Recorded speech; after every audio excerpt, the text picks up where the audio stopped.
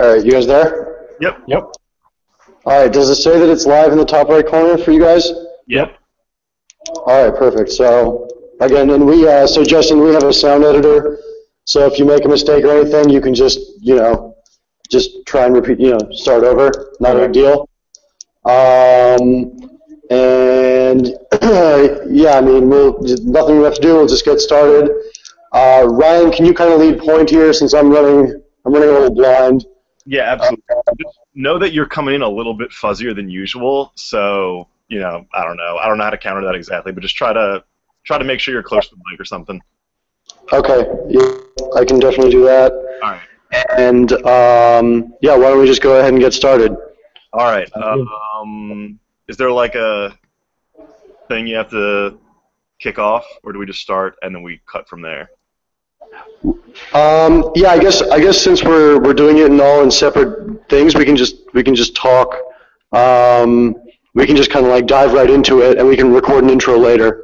All right, perfect. Okay, so we'll do Media Day, and then Navy, right?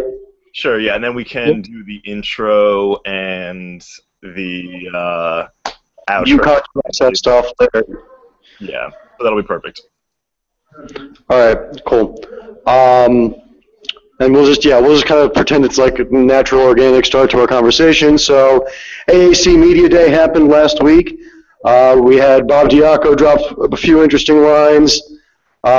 George O'Leary actually made some cogent thoughts, and a couple of other things. I'm sure, Ryan, there were some USF-centric highlights, but I guess both Justin and we had a writer at UConn Media Day as well. But Justin, since you were there, why don't you share kind of your thoughts on the event as someone who's been covering Navy, now being affiliated with the conference?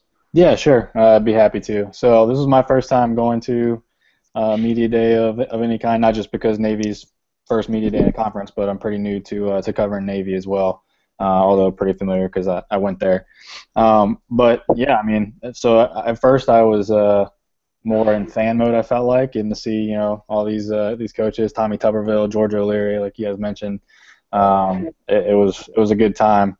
I'd say the biggest takeaways, especially from Mike Oresco's talk, was this continued push for the Power Six. Like he basically said, we want this in the lexicon by the end of the season. So this idea of trying to make the American the sixth member of the Power Five keeps getting pushed from Oresco, and we can debate whether or not that's a good thing or not, but it seems to be the thing that he's pushing. I agree that he has that mindset on it. But I mean, do you guys think that the American was the best Group of Five conference last year, so to speak? Because I don't even think they were there last season.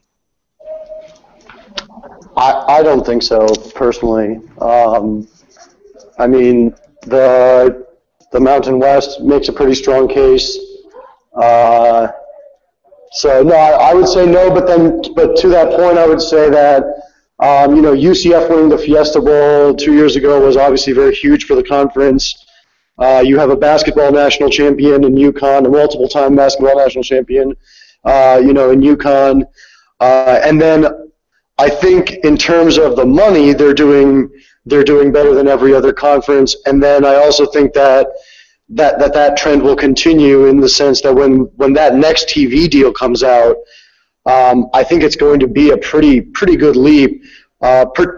With some of the success, with some of the metro markets that it's in, and then I think the addition of Navy, which brings a huge national audience. Absolutely. Yeah. So and I think the big thing with the AAC is that they're all making the investments, and they're all bringing in really good coaches. I mean, the new coaches, the new coaching hires are all really impressive for Houston, SMU, and Tulsa. Yeah, you really give them credit for pulling in some big-time coaches, especially given that, SMU, Tulsa, they were, along with, USF, UConn, there was some really bad dead weight on the conference last year. The top few teams were